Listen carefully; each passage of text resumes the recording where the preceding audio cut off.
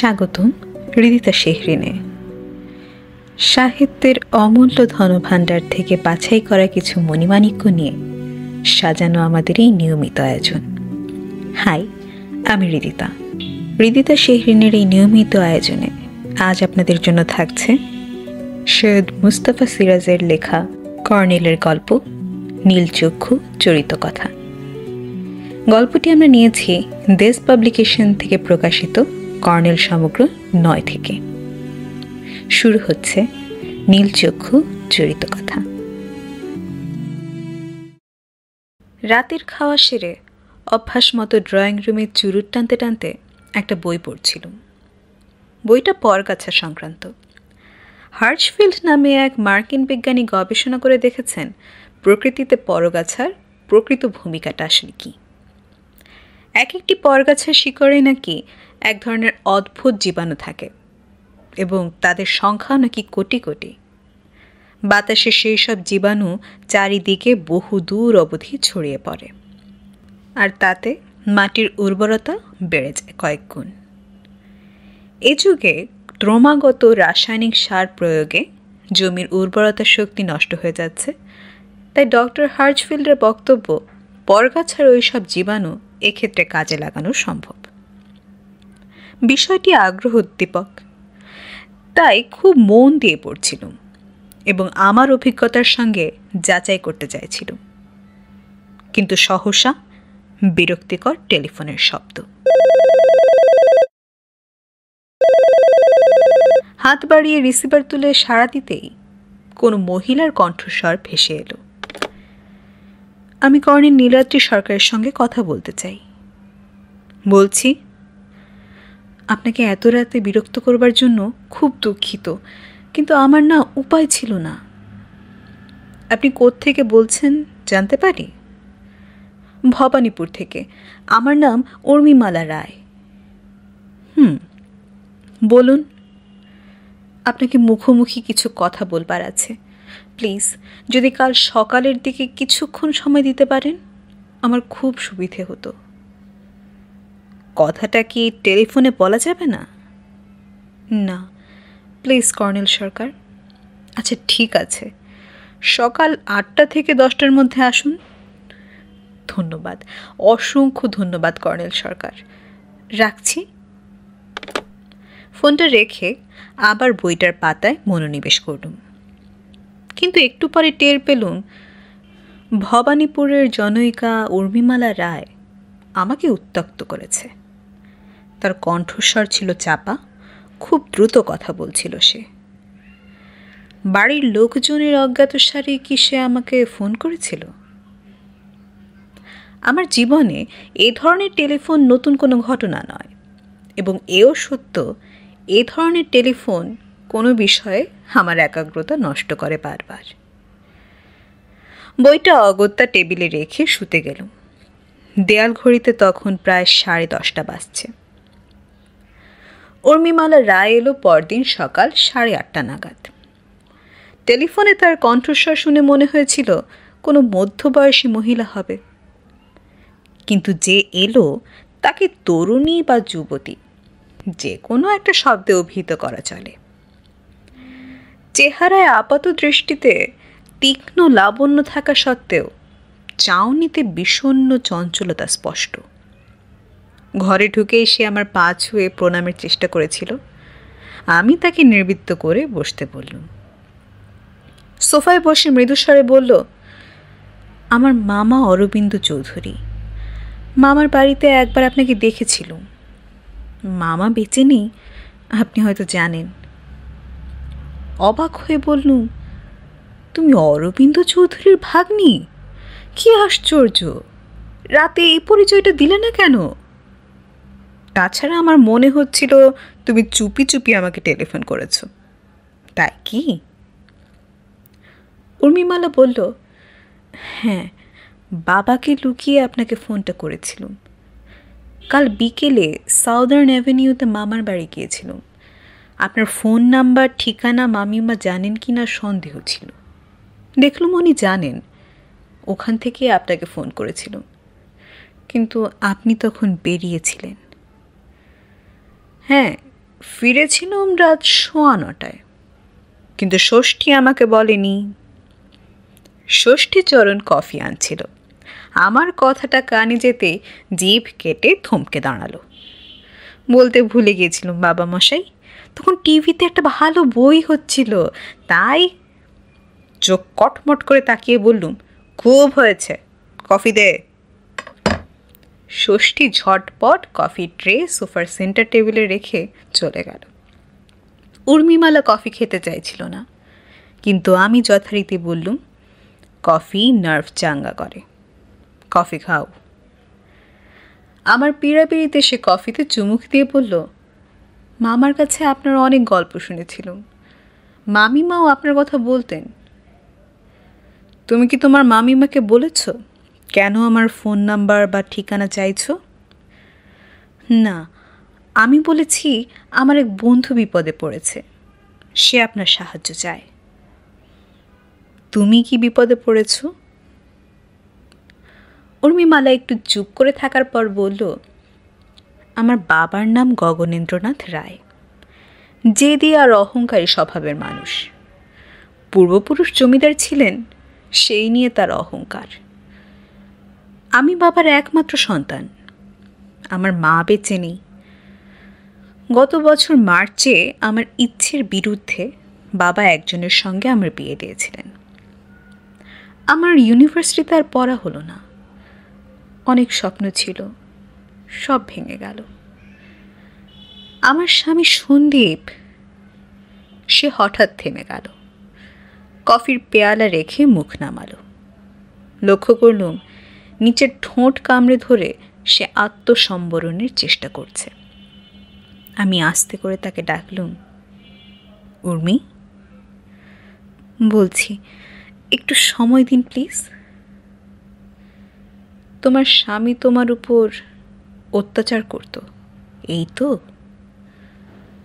উর্মি মুখ তুলে আঁচলের চোখের কোনা মুছে বলল, আমার সৌভাগ্য, সন্দীপের হাত থেকে বিয়ের প্রায় 5 মাস পরে নিষ্কৃতি পেয়েছিল। ডিভোর্স?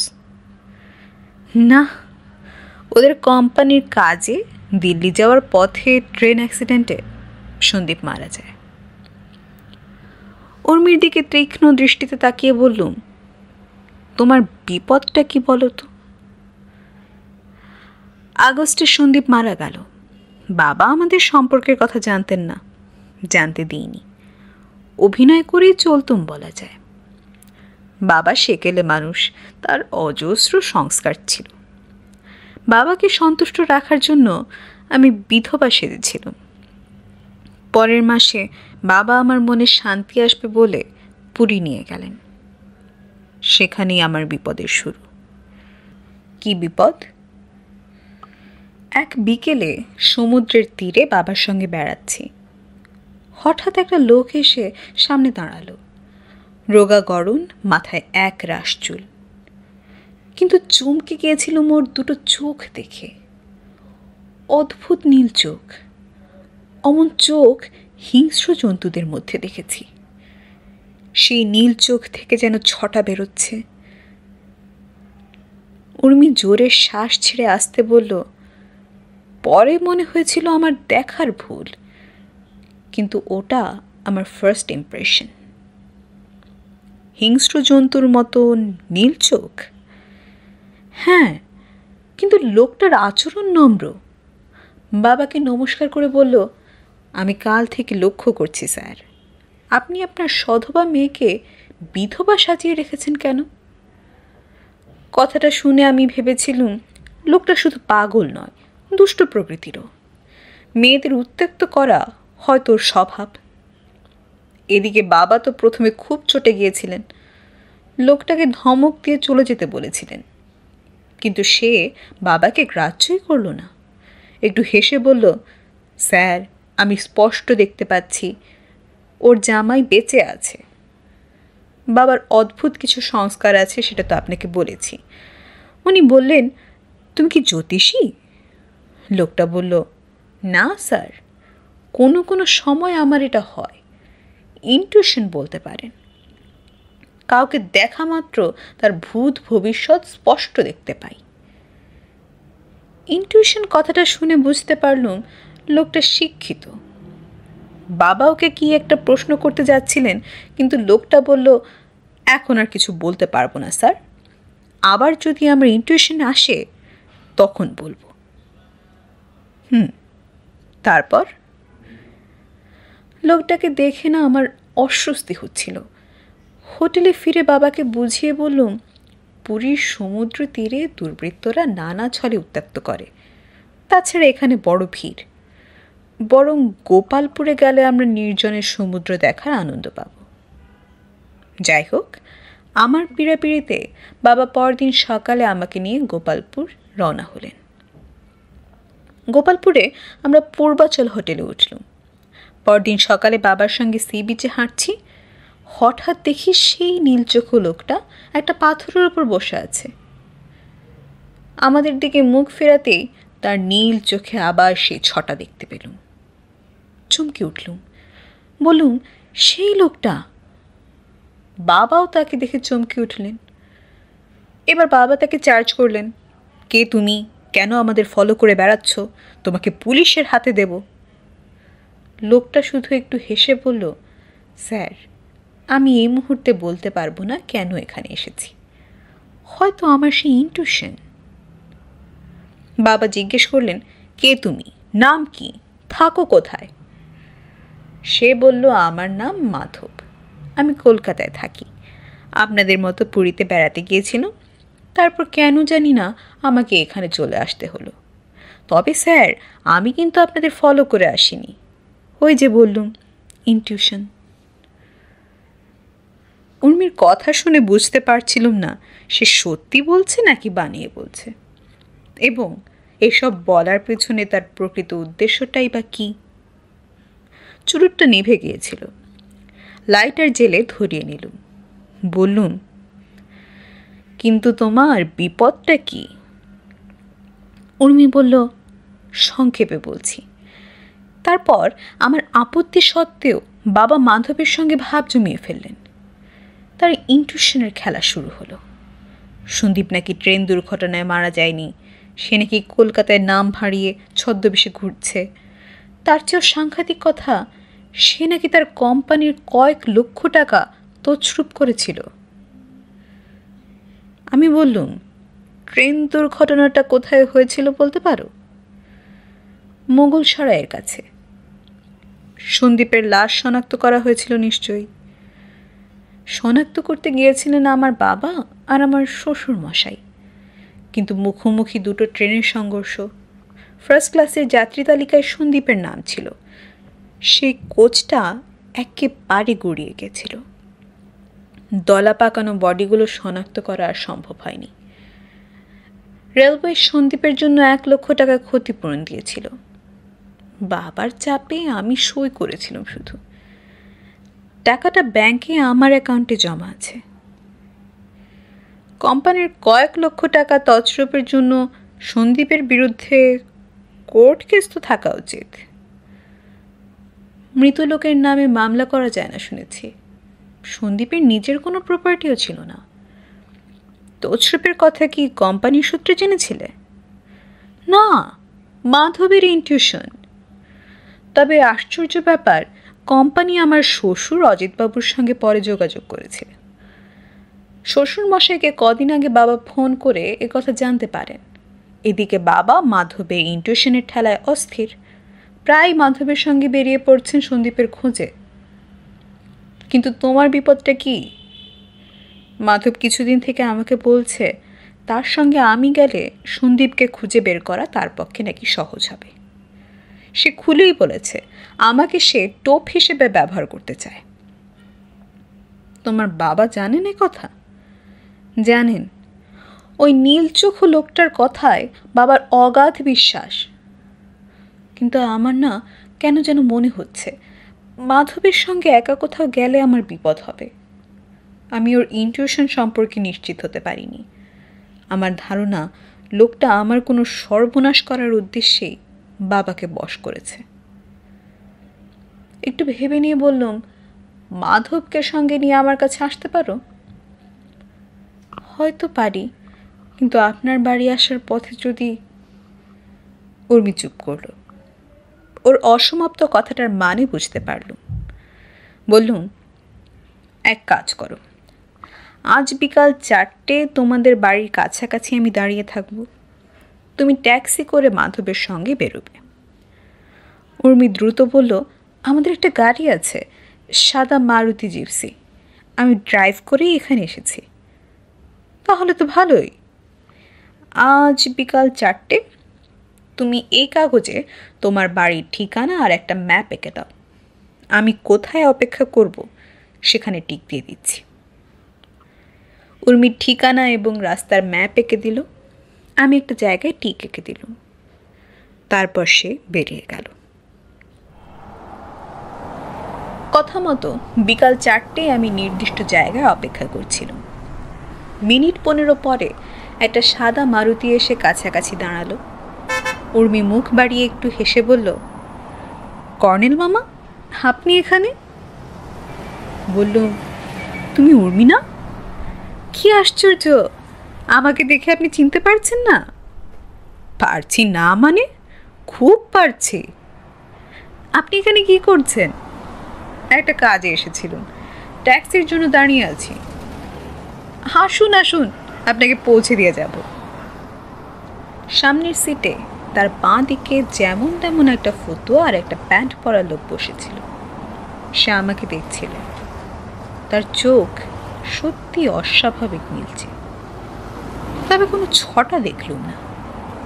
অনুমান করলুম তার বয়স 30-35-এর মধ্যে। মাথায় একরাশ এলোমেলো চুল। কিন্তু এই লোকটাকে কোথায় যেন দেখেছি। ব্যাক সিটে ডান দিকে বসলুম। তারপর বললুম, ইনি কে উর্মি? উর্মি গাড়িতে স্টার্ট দিয়ে বলল, এর নাম মাধব, আমাদের বাড়িতে থাকে। জানেন কর্নেল মামা, মাধবের মধ্যে অলৌকিক ক্ষমতা আছে। ও মানুষের ভূত ভবিষ্যৎ দেখতে পায়। বলো কি? হ্যাঁ, ও যা বলে ঠিকঠাক মিলেও যায়। এটাই যে আশ্চর্য। মাধব কোনো কথা বলল না। বড় রাস্তায় গাড়ি পৌঁছলে ডাকলুম, মাধববাবু। মাধব ঘুরল না, বলল, আগে স্যার, আমাকে বাবু বলবেন না, আমি সামান্য মানুষ। কিন্তু উর্মি যা বলল। স্যার, ওটা আমার ইনটিউশন, সবসময় ওটা আসে না। আচ্ছা, এলে আমার সম্পর্কে কিছু বলো কিন্তু। মাধব চুপ করে থাকলো। ইলিয়ট রোডে আমার অ্যাপার্টমেন্ট হাউসে পৌঁছতে প্রায় আধ ঘন্টা লাগলো। লনের পাশে পার্কিং জোনে উর্মি গাড়ি ঘোরানোর ভান করছিল। বললুম, হে কি উর্মি, এতদিন পর দেখা, অন্তত এক পেয়ালা কফি খেয়ে যাবে না? এসো এসো, মাধবকেও নিয়ে এসো। মাধব বলল, আমি এখানেই থাকছি স্যার। না না, তুমিও এসো। যা শুনলুম তোমার সম্পর্কে, আমার তো খুব কৌতূহল জেগেছে। এসো এসো। অনিচ্ছা সত্ত্বেও মাধব এলো। 3 তলায় আমার অ্যাপার্টমেন্টের ড্রয়িং রুমে ঢুকে ষষ্ঠীকে শিগগির কফি আনতে বললুম। মাধব আমার জাদুঘর সদৃশ ড্রয়িং রুমটা দেখছিল। হঠাৎ সে উর্মির দিকে ঘুরে বলল, দিদি, আজ সন্ধ্যায় তোমার স্বামী আমাকে মেরে ফেলবে। উর্মি চমকে উঠে বলল, তোমার ইনটিউশন বলছে? হ্যাঁ দিদি। সে কোথায় তোমাকে মেরে ফেলবে? তার বাড়ির সামনে। বাজে কথা বলো না তো, এতদিন ধরে তুমি তার বাড়ি তো খুঁজে পাচ্ছ না। এখন পেয়েছি। কোথায়? কাছাকাছি এসে পড়েছি। সে রিপন স্ট্রিটে একটা বাড়িতে আছে। দিদি, আমার ভয় হচ্ছে, আমি এক্ষুনি পালিয়ে যেতে চাই। বলেই নীল চোখ মাধব দ্রুত ঘর থেকে বেরিয়ে গেল। উর্মি ক্রুদ্ধ স্বরে বলল, মরুককে যাক, ওর ইনটিউশন না বুঝরু কি। ষষ্ঠী কফি আনলো। বললুম, কফি খাও উর্মি, নার্ভ চাঙ্গা করো। উর্মি বলল, মাধবকে দেখে আপনার কি মনে হলো? তেমন কিছু নয়, ওর চোখ দুটো নীলচে, তার জৈব রাসায়নিক কারণ থাকতে পারে। তো এখন তোমাদের বাড়িতে কে আছে? বাবা বেরিয়েছিলেন, এতক্ষণে ফিরেছেন হয়তো। কাজের মেয়ে লক্ষ্মী আছে। একটু পরে বললাম, আমার ইনটিউশন বলছে বাড়িতে তুমি টেলিফোন করে জানিয়ে দাও মাধব ফিরে গেল যেন তার দিকে লক্ষ্য রাখা হয়। উর্মি অবাক হয়েছিল, কিন্তু রিসিভার তুলে সে ডায়াল করে বলল, কে লক্ষ্মী? বাবা বাড়ি ফিরেননি? ও আচ্ছা, ঠিক আছে, শোনো, মাধবকে নিয়ে এমন জ্বালা, হঠাৎ সে কোথায় চলে গেল। আচ্ছা, যদি সে বাড়ি ফেরে তার দিকে লক্ষ্য রাখবে, কেমন? যা বলছি শোনো না। আর বাবা ফিরলে বাবাকেও লক্ষ্য রাখতে বলবে। ছাড়ছি। রিসিভার রেখে উর্মি বলল, আপনি কি বলতে চাইছেন সন্দীপকে আমাদের বাড়িতে গিয়ে মেরে ফেলবে? একটু হেসে বললুম, আমার ইনটিউশন বলছে এখনই তোমার বাড়ি ফেরা উচিত। উর্মি অবাক হয়ে তাকিয়েছিল, কফি শেষ না করেই বেরিয়ে গেল। উর্মি টেলিফোনের প্রতীক্ষা করছিল। টেলিফোন এলো সন্ধ্যা 7:15।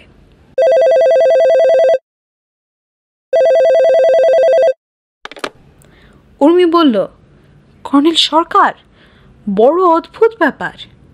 মাধব তার ব্যাগ আর সুটকেস নিয়ে বাড়ি ছেড়ে চলে যাচ্ছিল। বাবা আর আমি ওকে আটকাতে পারিনি, কিন্তু নিচে যেতেই দেখি পুলিশ মাধবকে ধরেছে। একটা পুলিশের ভ্যান অপেক্ষা করছিল একটু তফাতেই। একটু অদ্ভুত ঘটনা বলি এবার। আমাদের ঠাকুর ঘরের ভেতর থেকে, তার কথার উপর বললাম, তোমাদের পূর্বপুরুষের গৃহদেবতা রাধা বল্লভের মূর্তি মাধবের কাছ থেকে পুলিশ উদ্ধার করেছে। এই তো, ওই বিগ্রহের দাম এখন তো প্রায় 1 কোটি টাকা। সে কি, আপনি কি করে জানলেন?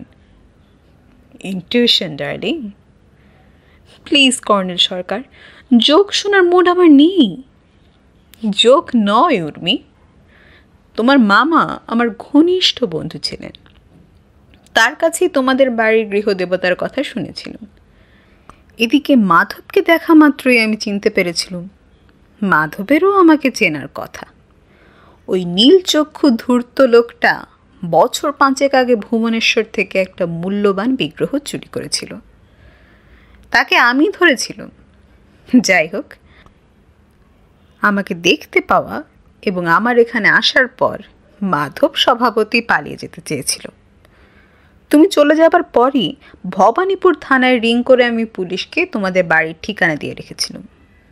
মাধবের আসল নাম আমি জানি না, সেবার ওর নাম ছিল যাদব। যাই হোক, ছাড়ছি। রিসিভার রেখে ডক্টর হার্চফিল্ডের পরগাছা সংক্রান্ত সেই বইটা আবার টেনে নিল। শুনছিলেন সৈয়দ মুস্তফা সিরাজের কর্নেলের গল্প নীলচক্ষু চরিত কথা। এতক্ষণ সাথে থাকার জন্য সবাইকে অনেক অনেক ধন্যবাদ। দেখা হচ্ছে নতুন কোনো গল্প নিয়ে।